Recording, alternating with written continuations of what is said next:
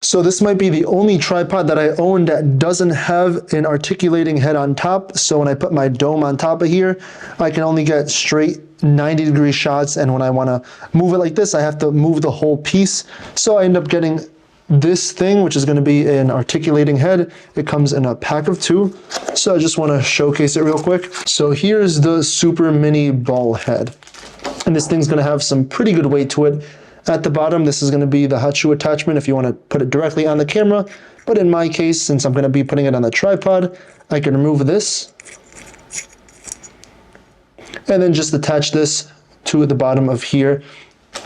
And then I'll also move the ball a little bit higher up, just like this. So now I can attach this right over here and attach the bottom piece to the tripod itself. And there, just like that, now I can finally move my light down, up, and in different directions, so I don't have to be just tilting this tripod like this anymore. But yeah, that's a quick look at the Utebit Super Mini Ball Head.